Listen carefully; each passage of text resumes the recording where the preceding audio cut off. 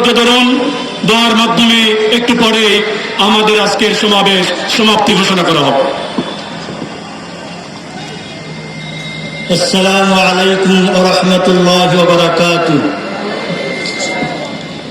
আলহামদুলিল্লাহি ওয়া কাফা ওয়া সালামুন আলা ইবাদিহিল্লাযীনা ইসতাফা, আম্মা বা'দ। فأعوذ بالله من الشيطان الرجيم. بسم الله الرحمن الرحيم. يا أيها الذين آمنوا توبوا إلى الله توبة نصوحا. وقال سبحانه وتعالى: فقلت استغفروا ربكم إنه كان غفارا. وقال سبحانه وتعالى: قل إن كنتم تحبون الله فاتبعوني يحببكم الله ويغفر لكم ذنوبكم والله غفور رحيم. وقال النبي صلى الله تعالى عليه وسلم: من أحب سنتي فقد أحبني ومن أحبني كان معي في الجنة، أو كما قال صلى الله تعالى عليه وسلم: اللهم مغفرتك أوسع من ذنوبي ورحمتك أرجى عندي من عملي. محترم حاضرين, আজকে আমরা এখানে নবী আলাইহিস সালামের মুহাব্বতের নিসবতে, ইশকে রাসূলের টানে, নবীর প্রতি আমাদের ভালোবাসা, নবীর প্রতি আমাদের প্রেম, নবীর প্রতি আমাদের অন্তরের মুহাব্বত, এই উপস্থিতি বর্তমান যে মাসটি আমাদের মাঝে অতিবাহিত হইতেছে রবিউল আউয়াল। আমি লম্বা কথা বলবো না, দুই একটি কথা। এই রবিউল আউয়াল মাসে আমার আপনার পয়গম্বর জনাবে মুহাম্মদুর রাসূলুল্লাহ সাল্লাল্লাহু আলাইহি সাল্লাম এই পৃথিবীর বুকে আগমন করেছেন। নবী আলাইহিস সালাম যখন এই জমিনে আগমন করেছেন, নবী আলাইহিস সালামের চাচা আবু লাহাব, তার এক বান্দি ছিল সুয়াইবা। ওই সুয়াইবা গিয়ে যখন আবু লাহাবকে খবর দিল যে তোমার ভাই আব্দুল্লাহর ঘরে একজন পুত্র সন্তান জন্মগ্রহণ করেছে, আবু লাহাব খুশি হয়ে ওই বান্দি সুয়াইবাকে হাতের ইশারার দুই আঙ্গুলের দ্বারা তাকে আজাদ করে দিছে। আবু লাহাব ইন্তেকাল হওয়ার পরে হযরত আব্বাস রাদিয়াল্লাহু তাআলা আনহু উনি খাবে দেখেন আবু লাহাবকে, জিজ্ঞাসা করেন, ভাই কেমন আছো? সে বলে, আমি ভয়ানক কষ্টের আযাবের মধ্যে আছি, কিন্তু আমার ভাতিজা মুহাম্মদ সাল্লাল্লাহু আলাইহি সাল্লাম জন্মগ্রহণের পরে আমার যে বান্দি আমাকে এসে খবর দেয়, ওই খবরের পরে আমি যে দুই আঙ্গুলের ইশারার দ্বারা আমার বান্দিকে আমি আজাদ করে দিয়েছি, ওই হাতের দুইটি আঙ্গুল আমি প্রতি সোমবারে আমি একটু চুষতে থাকি। এই চুষার কারণে আমার জাহান্নামের আযাব একটু হালকা হয়ে যায়। নবী আলাইহিস সালামের এই আমলের তার সুসংবাদে খুশি হয়ে যদি আবু লাহাব একজন কাটতে কাফের, তার জাহান্নামের আযাব যদি হারাম হয়ে থাকে, আজকে আমরা যে ইমানের এবং নবী আলাইহিস সালামের প্রেমের যে আমাদের অন্তর মধ্যে রক্তক্ষরণ হয়েছে, ওই ইমানি রক্ষা, ইমানি দায়িত্ব পালন করার জন্য এনায়তুল্লাহ পরিষদের পক্ষ হইতে আজকে নবীর প্রেমের, আজকে নবীর ইজ্জতকে নিয়ে যে সিনেমিনি খেলা হচ্ছে, নবী আলাইহিস সালামের ইজ্জতের পাহারাদার আমরা, আমাদের যে কোনো বিনিময়ে নবী আলাইহিস সালামের ইজ্জতের পাহারাদারি করব ইনশাআল্লাহ।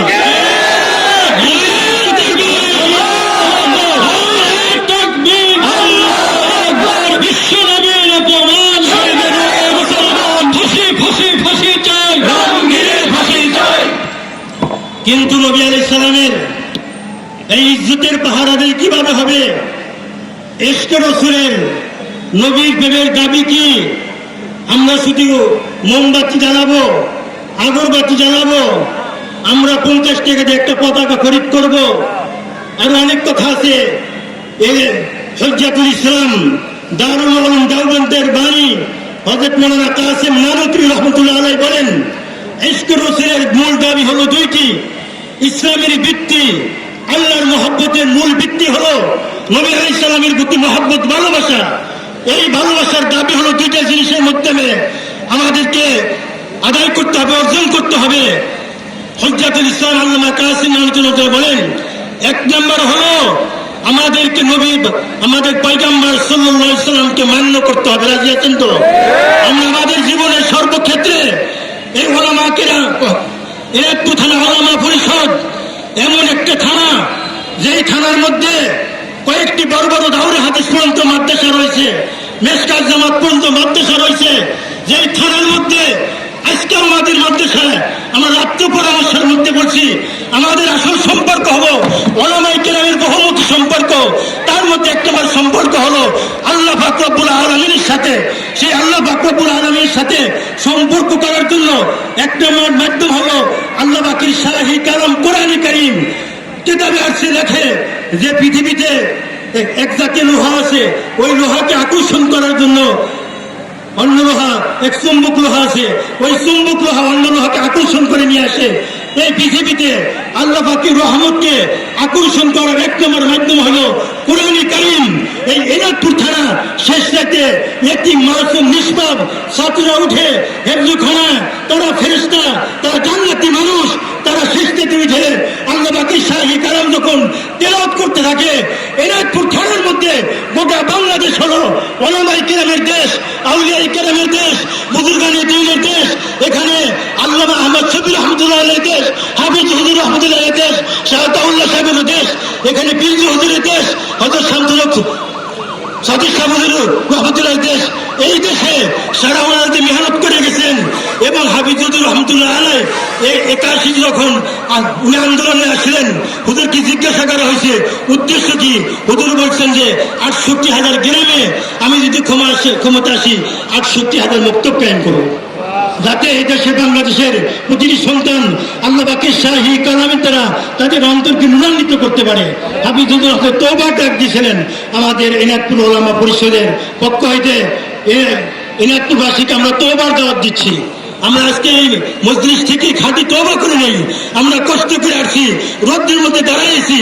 হতে পারে আমাদের একটি বিশ্বাস, কারণ কিয়ামতের ময়দানে আমাদের এই সমাবেশ, এই উপস্থিতি আমার আপনার জন্য নাজাতুল সিরা হবে ইনশাআল্লাহ। আমরা এখানে আসছি। আমার শেষ কথা, দ্বিতীয় দাবি হলো, এক নাম্বার হলো আল্লাহ রাসূলকে মান্য করা, আর দ্বিতীয় নাম্বার দাবি হলো নবী আলাইহিস সালামের ইজ্জতের পাহারা দিয়ে। রাজি আছেন? নবী আলাইহিস সালামের ইজ্জতে কি করা? পাহারাদারি করা। আমি একটা ঘটনা বলে শেষ করব। আমির শরীয়ত শাহতাউল্লাহ শাহ বুখারী রহমতুল্লাহ আলাইহি, উনি 9 বছর ইংরেজদের জেলে ছিল। ওনাকে 3 বার ফাঁসির আদেশ দেওয়া হয়েছে। 3 বার ওনার সামনে বিষ পান করা, ওনার সামনে বিষ পান পেশ করা হয়েছে এবং ওনার পরে বিভিন্ন নির্যাতন চলছে। যখন রাজপাল নবী আলাইহিস সালামের কটাক্ষ করে রঙ্গিলা রসুল নামে বই লিখলো, এ নিয়ে অনেক আন্দোলন হয়েছিল। উনি যখন ইংরেজদের জেলে ছিল, অনেক যুবক গিয়ে ওনাকে বললেন যে হযরত আমরা আপনাকে এখান থেকে উদ্ধার করব। উনি বললেন না, আমার এখানেই ভালো লাগছে। অনেক লম্বা কথা। শেষ মুহূর্তে উনি বললেন, আমার রসুলের বিরুদ্ধে রঙ্গিলা রসুল নামে যে কটাক্ষ করে তার ইজ্জত নিয়ে ছিনিমিনি খেলা হচ্ছে, তার ইজ্জতের উপর আঘাত করা হয়েছে, আমি এর প্রতিবাদ করতে চাই। পরিশেষে আদালতে ফয়সালা হলো, এই রঙ্গিলা রসুলের বই এটাকে বৈধ ঘোষণা করা হইল। উনি এক সমাবেশ ডাকলেন লাহোরে, যে সমাবেশে 10 লক্ষ তাওহীদি জনতা একত্রিত হয়েছিল। কত লক্ষ? 10 লক্ষ। ওই তাওহীদি জনতার ওই সমাবেশের সভাপতিত্ব করেন ইমামুল মুহাদ্দিসিন আল্লামা আনোয়ার শাহ কাশ্মীর রহমতুল্লাহ আলাইহি। আল্লামা আনোয়ার শাহ কাশ্মীর রহমতুল্লাহ আলাইহি ওইখানে অনেক বড় বড় ওলামায়ে কেরাম, ওই সময়ের বুজুর্গ, ওনারা উপস্থিত ছিলেন। সবার নাম এখন সময় নাই। ইহসানউদ্দিন, শাইখ ইহসানউদ্দিন, উনি যখন বিভিন্ন প্রস্তাবনা উনি কাগজে লিখে ঘোষণা করতেছিলেন, বিভিন্ন প্রস্তাবনা, ওই প্রস্তাবনা পেশ করার পরে আমিরে শরীয়ত শাহ আতাউল্লাহ বুখারী রহমতুল্লাহ আলাইহি উনি দাঁড়ায় ওই কাগজ হাতে নিয়ে উনি ছিঁড়ে ফেললেন। ছিঁড়ে বলতেছেন, এখন আর প্রস্তাবনা পেশ করার সময় নেই, এখন আর প্রস্তাবনা পেশ করার সময় নেই। যেই রসুলের বিরুদ্ধে যেই হাত কলম ব্যবহার করছে, যেই হাতের দ্বারা রসুলের বিরুদ্ধে যে শব্দ করে লেখছে, যেই জবান ব্যবহার হয়েছে, যেই কান ব্যবহার হয়েছে, যে মস্তিষ্ক ব্যবহার হয়েছে, যে উপলব্ধি ব্যবহার হয়েছে, ওই উপলব্ধি, ওই মস্তিষ্ক, ওই হাত, ওই দিলকে আমরা ভেঙে দিতে চাই, ওই দিলকে আমরা ভেঙে দিতে চাই। এখন আমাদের এখানে প্রস্তাবনার কোনো কি সুযোগ নেই। একথা বলতে বলতে এমন এক পরিবেশ এসে গেছে, উনি ডাক দিয়েছেন আম্মা জান আয়েশা সিদ্দিকা রাদিয়াল্লাহু তাআলা আনহা, হযরত হাফসা রাদিয়াল্লাহু তাআলা আনহু, ওনারা মাথার উল্লাখ হলে আমাদের মাঝে চলে এসেছেন এবং মদিনা মুনাওয়ারা রওজা মুবারকে নবী আলাইহিস সালাম ছটফট করতেছেন। এই সময় তাওহীদি জনতা বসে থাকবে, এটা হতে পারে না। এমন এক বক্তব্য যখন দিতেছিলেন, সমস্ত 10 লক্ষ ওই উপস্থিতির সামনে তাদের চোখের পানি ছিল, পিছনে মা বোনরা ছিল, মহিলা ছিল, তাদের সন্তানদেরকে শাহাদাতুল্লাহ বুখারী রাহমাতুল্লাহ আলাইহির হাতে তাদের সন্তানদেরকে সবর করতেছিল, তাদের সন্তানদেরকে দিতেছিল যে এই আমাদের সন্তানদেরকে দিলাম। রসুলের বিরুদ্ধে যেই হাত ব্যবহার হয়েছে, যেই মস্তিষ্ক ব্যবহার হয়েছে, যেই দিল ব্যবহার হয়েছে, ওইতে তাদেরকে আমরা উৎখাত করার জন্য, তাদেরকে ভেঙে দেওয়ার জন্য আমাদের সন্তানদেরকে আপনাদের হাতে দান করে দিলাম। ওই সময় একজন ইলমুদ্দিন নামে একজন কর্মকার ছিল, সে দাঁড়িয়ে উঠে তার এমন এক অবস্থা সৃষ্টি হয়েছে, সে একটি খঞ্জরি নিয়ে ওই রাত্রেই ওই রামরাজাকে, ওই রাজাপালকে তিনি কি করে হত্যা করে দেয়। তিনি হত্যা করে দেয়। আমাদের আকাবির আশরাফ আমাদেরকে পথ দেখাই গেছেন, আমরা তাদের পথে চলবো। আমরা কোনোদিন কি হব না, আমরা নাকাম হব না যদি আমরা আমাদের আকাবিরদের পথটা অবলম্বন করি। অনেক আগেই শাহাদাতুল্লাহ বুখারী রাহমাতুল্লাহ বলে গেছেন, এ কাফেলা সাহাবা কা যা রহা থা, উলামায়ে দেওবন্দ হলো সাহাবায়ে কেরামের কাফেলা, ইত্তেফাক সে রহ গিয়া। ঘটনাক্রমে উম্মতের জন্য রেখে গেছেন এই উলামায়ে দেওবন্দ।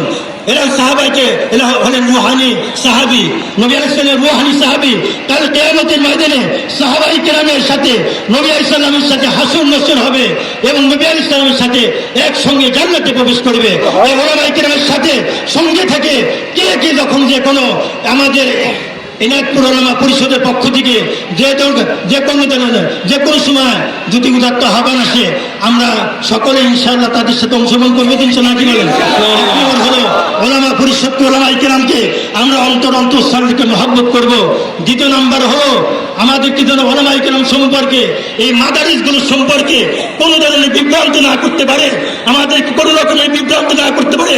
আমি স্পষ্ট ভাষায় একটা কথা বলতে চাই, আজ পর্যন্ত বাংলাদেশের কোনো মাদ্রাসা সুনির্দিষ্টভাবে মৌলবাদী জঙ্গিবাদী ভাবে কোনো ধরনের প্রমাণ করতে পারে নাই, বর্তমানে পারবে না, ভবিষ্যতে পারবে না।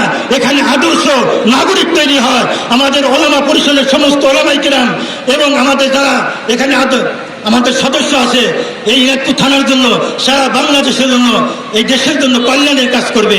আর একটা আমার সর্বশেষ কথা আপনাদেরকে অনুরোধ করব, এখানে জানমাল নিরাপত্তা সর্বস্তরের এই দেশে যারা জনগণ আছে, সংখ্যালঘু যারা দাবি করে, আমি তাদেরকে বলবো ভাই কোনো সংখ্যালঘু না, আমি বাংলাদেশের একজন নাগরিক, আমার আইডি কার্ড আছে, আমার এই আইডি কার্ড, আমি ভোট দিতে পারি, আমি বাংলাদেশের নাগরিক।